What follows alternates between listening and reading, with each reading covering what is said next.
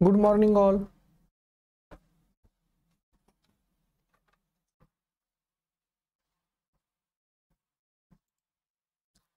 Good morning all.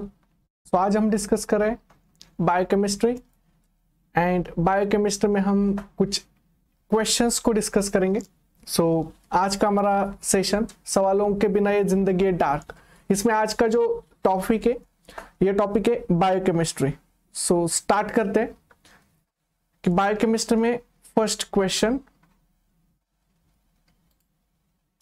So good morning Nitesh, Ashwini, Abhishek, very good morning to all. So देखिए question क्या पूछा है, बहुत ही सिंपल क्वेश्चन है। एंड एंजाइम्स इनहिबिटर्स, उसके ऊपर बहुत बार क्वेश्चंस पूछे जाते हैं। बहुत ही सिंपल टाइप के क्वेश्चंस जो है वो पूछे जाते हैं।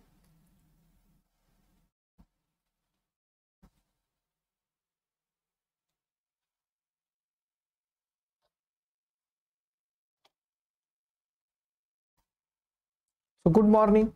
Now क्वेश्चन देखिए क्या पूछा है, which one of the following, so which one of the following graphs represent the uncompetitive inhibition?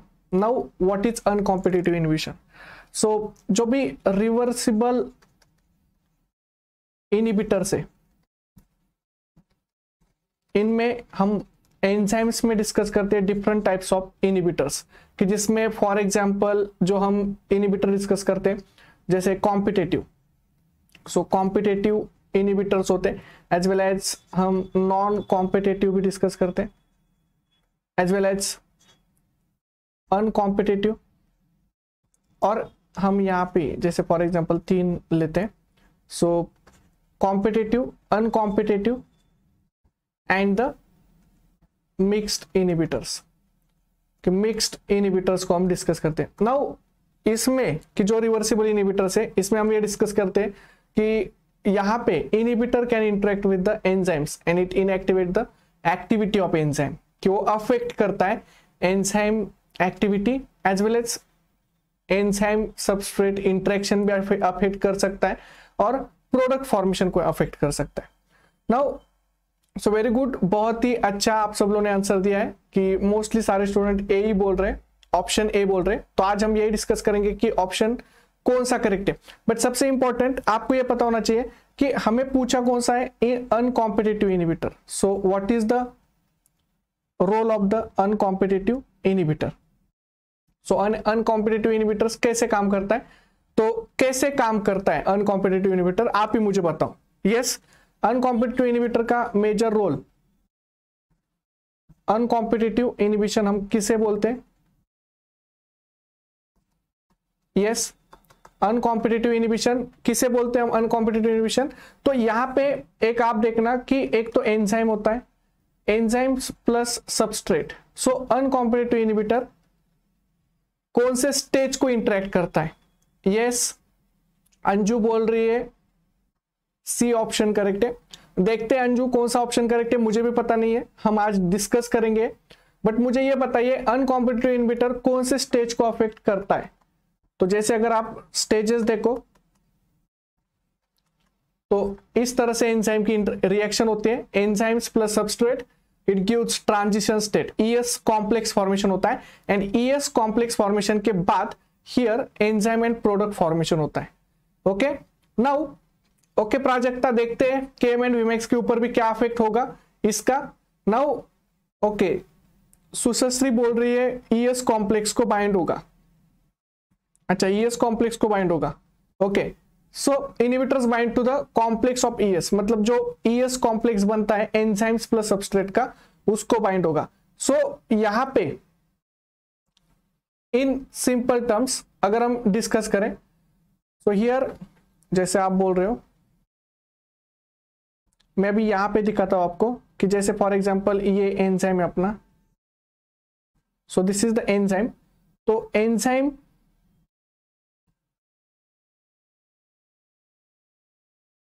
So this is enzyme, okay, and enzyme plus हम बोलते हैं कि there is the substrate, so enzyme plus substrate.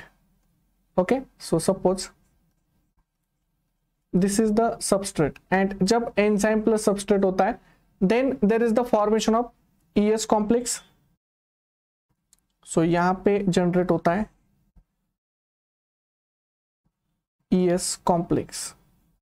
तो इस तरह से अभी ES complex बना।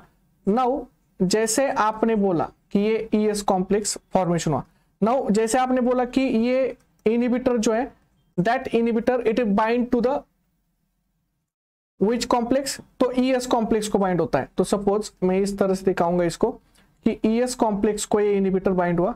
सो सपोज ये एंजाइम है एंड यहां पे ये इनहिबिटर बाइंड हुआ एंड यहां पे सबस्ट्रेट है, करेक्ट। सो यहां पे सबस्ट्रेट है, तो इस तरह से ये इंटरेक्ट करता है and this is the enzyme. Now एक बार वो एंजाइम ES कॉम्प्लेक्स को बाइंड हुआ, now this is the ES complex plus inhibitor, so that is inhibitor binds to the ES complex and therefore अगर ये ES कॉम्प्लेक्स को bind हुआ तो अफेक्ट क्या होगा, अफेक्ट क्या होगा। तो अभी आप देखो कि अगर आप ES कॉम्प्लेक्स को बाइंड करते हो यहाँ पे plus inhibitor, then here there is the formation of ESI, कि ESI कॉम्प्लेक्स फॉर्मेशन हुआ।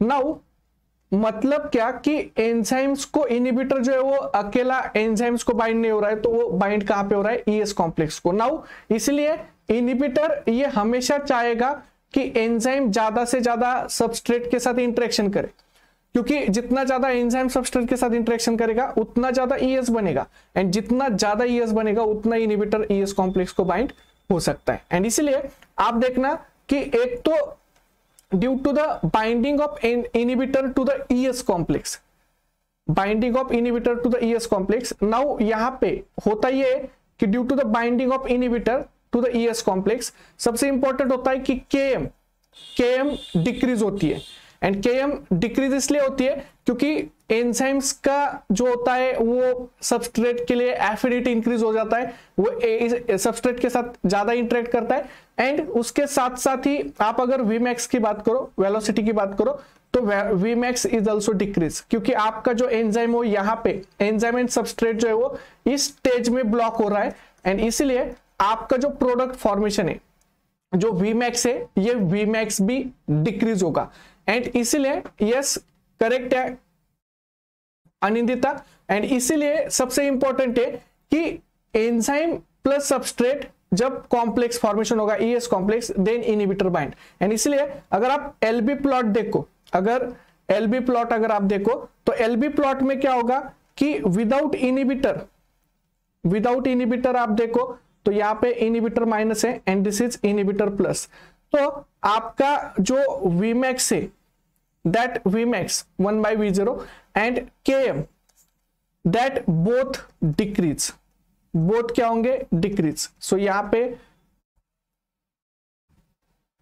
Vmax ये भी डिक्रीज होगा एंड Km दोनों भी डिक्रीज होंगे, एंड दोनों भी डिक्रीज कौन से ग्राफ में हो रहे, तो फर्स्ट ग्राफ में हो रहे, इसलिए जिन्होंने भी ऑप्शन 1 सिलेक्ट किया वो करेक्ट है।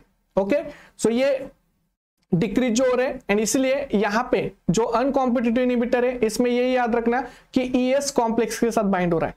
नाउ सबसे इंपॉर्टेंट आप पूछोगे कि सर यहाँ पे Km डिक्रीज हो रहा है, Km डिक्रीज हो रहा है इसका मतलब एफिनिटी क्या हो रही है, एफिनिटी के ऊपर क्या अफेक्ट हो रहा है, यस एंजाइम्स के एफिनिटी के ऊपर क्या अफेक्ट हो रहा है,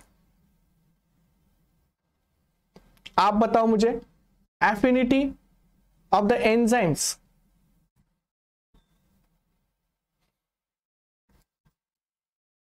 इंक्रीज और डिक्रीज, तो एफिनिटी जो है वो सबस्ट्रेट के लिए इंक्रीज होगी, ओके, क्योंकि ES कॉम्प्लेक्स को इनहिबिटर बाइंड हो रहा है। सो फर्स्ट ऑप्शन करेक्ट है, सेकंड ऑप्शन इनकरेक्ट है क्योंकि वो कॉम्पिटिटिव का है, ये नॉन कॉम्पिटिटिव का है, and this is mixed inhibitor, तो ये भी गलत है। तो बाकी के सारे ऑप्शन जो है वो गलत है, फर्स्ट ऑप्शन करेक्ट है।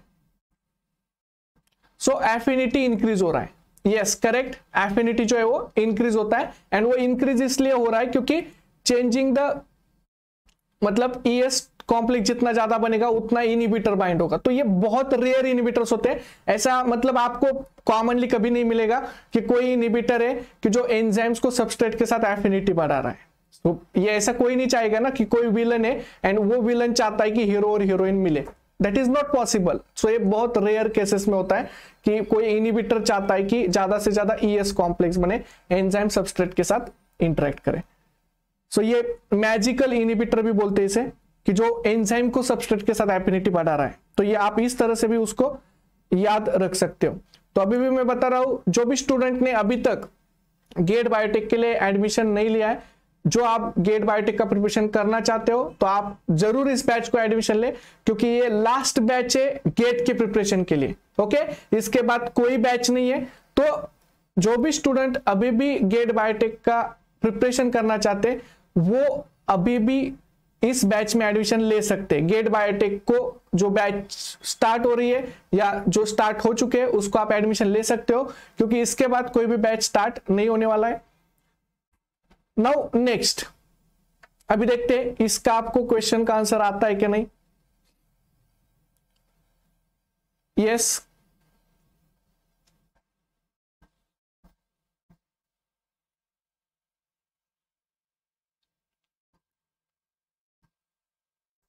सो क्वेश्चन क्या है, एंजाइमेटिक रिएक्शन, कि enzymatic reaction exhibit Michaelis Menten kinetics for the reaction on doubling the, सबसे इंपॉर्टेंट है ये वर्ड, इसको आप पढ़ना मत भूलना, doubling the concentration of enzyme, कि अगर हम एंजाइम का कॉन्सेंट्रेशन अगर डबल कर दे, हमने क्या किया है रिएक्शन में एंजाइम का कॉन्सेंट्रेशन डबल कर दिया, तो व्हाट इट अफेक्ट्स, कि ये किसके ऊपर अफेक्ट करेगा, while maintaining substrate is greater than E0, मतलब E0 मतलब एंजाइम का कॉन्सेंट्रेशन हमने मेंटेन किया है, सबस्ट्रेट ज्यादा ही है हाईएस्ट कॉन्सेंट्रेशन में, एंड हमने एंजाइम का कॉन्सेंट्रेशन डबल किया है, तो इसका किसके ऊपर अफेक्ट होगा।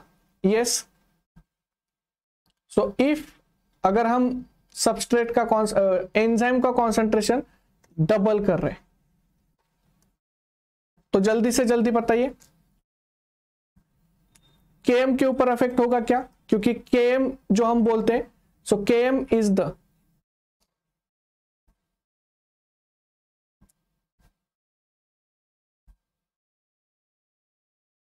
Km के ऊपर क्या अफेक्ट होगा। यस,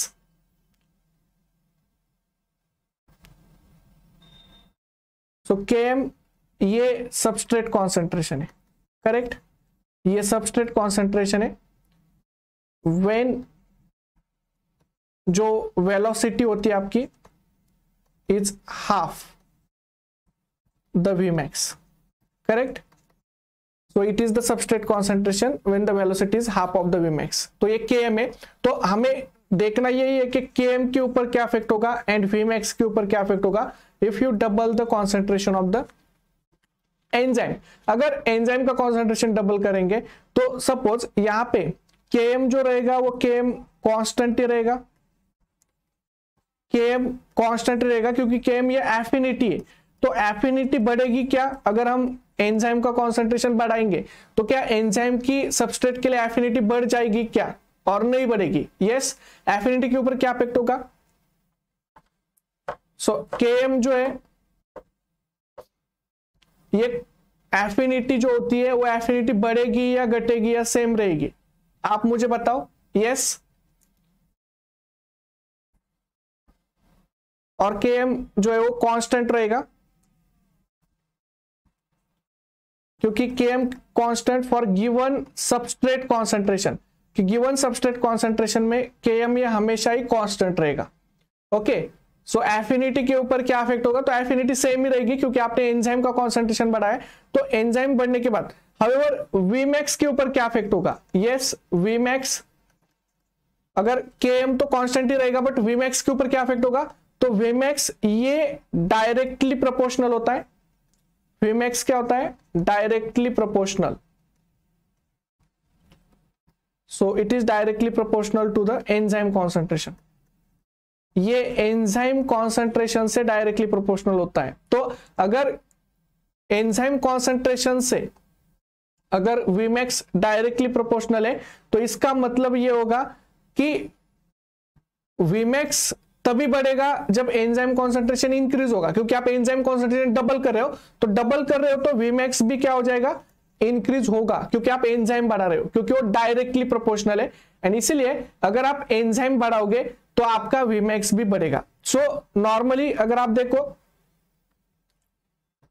तो Vmax जो होता है, Vmax is equal to k cat into total enzyme, कि Vmax जो होता है k cat into total enzyme. And इसीलिए अभी के कैट जो है ये तो कांस्टेंट ही है, so this is constant and you are increasing enzyme concentration. अगर आप एंजाइम कॉन्सेंट्रेशन को इंक्रीज करते हो तो Vmax इट इज इंक्रीज, कि Vmax जो है वो इंक्रीज होगा। एंड इसीलिए जो ए ऑप्शन तो गलत है, both Km and Vmax, Km को कोई नहीं होगा तो Km will remain same, correct, Km same रहेगा but Vmax will increase, yes correct, कि Km सेम ही रहेगा अगर आप, क्योंकि Km कांस्टेंट है at given concentration of substrate, but Vmax is directly proportional to the enzyme concentration. Therefore, if you doubled enzyme concentration, Vmax also increase, and therefore B option is the correct option. And Km increase नहीं हो रहा है तो C गलत है, D गलत है। तो इस क्वेश्चन का आंसर जो है वो B ऑप्शन करेक्ट है। तो जिन्होंने भी B ऑप्शन दिया था उनको कॉन्ग्रेचुलेशंस, उनका करेक्ट है। देन देखिए गेट बायोटेक का बुक मैं आपको पहले भी बता चुका हूं कि आपको अगर इस तरह के एक्सप्लेनेशन चाहिए एंड आपको क्वेश्चंस को भी प्रैक्टिस करना है तो आप इस बुक को जरूर बाय कीजिए। इस बुक में आपको सारे previous years questions with explanation दिया हुआ है। इफ तो अगर आपको अच्छे से टॉपिक्स को प्रिपेयर करना है, क्वेश्चंस को प्रैक्टिस करना है, क्योंकि देखो अगर आप क्वेश्चन प्रैक्टिस करोगे तो ही आपके कंसेप्ट क्लियर होंगे।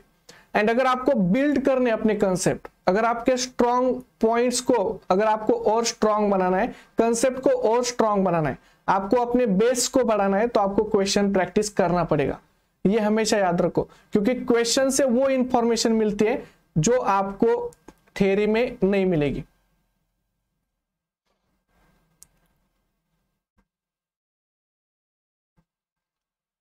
नई प्राजक्ता हम सबस्ट्रेट कॉन्सेंट्रेशन पे एंजाइम्स का जो है वो Km इंक्रीज नहीं कर पाएंगे, क्योंकि हमें एक्चुअल में Km जो है वो एफिनिटी है and this is depends on the substrate. And इसीलिए यहां पे हम बोल रहे हैं कि अगर हम at a given concentration of substrate, क्योंकि सबस्ट्रेट तो इंक्रीज हो ही रहा है, ग्राफ में आप देखो सबस्ट्रेट इंक्रीजिंग ही है, बट मैक्सिमम सबस्ट्रेट हो तो भी एक टाइम ऐसा आता है कि पूरा एंजाइम सैचुरेट हो जाता है।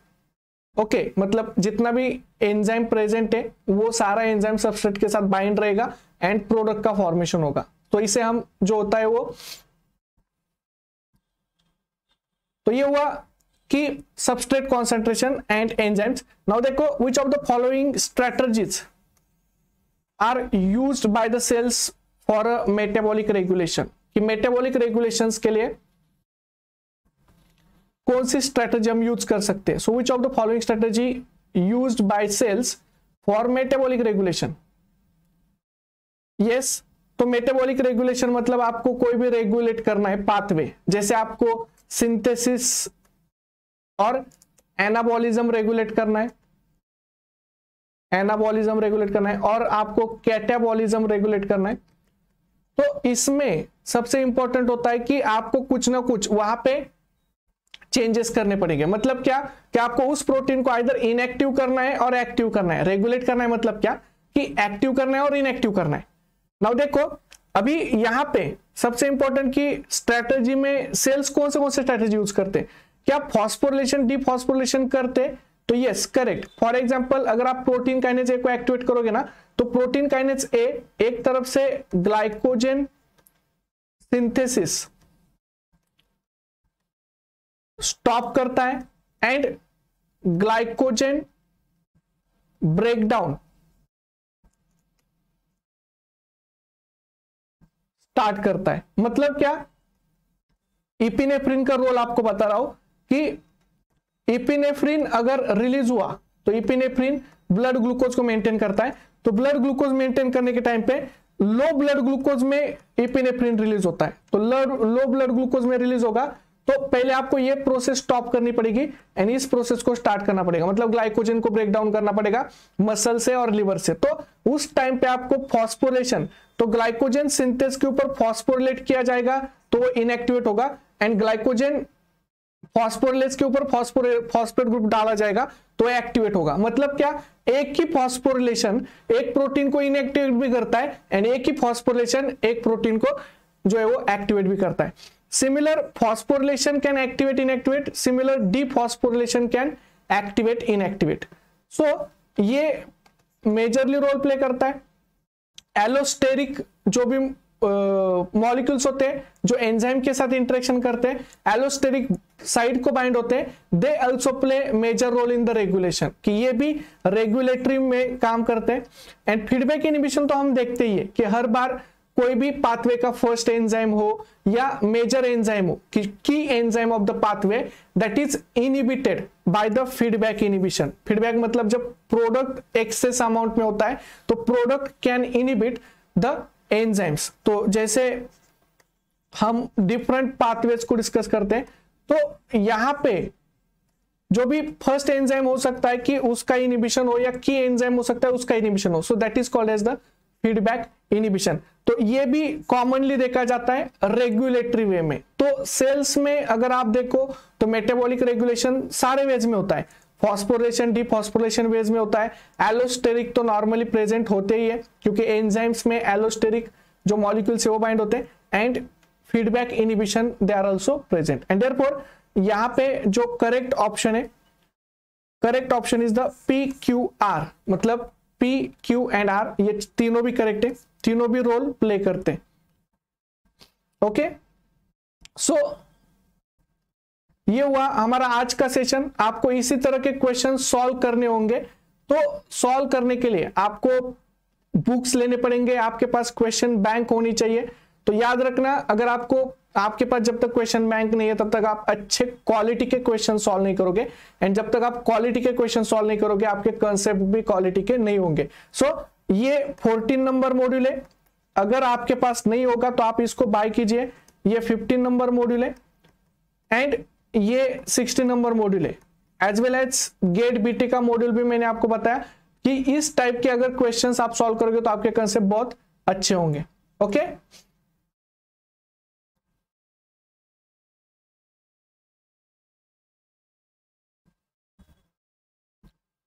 Okay, so thank you all, thank you.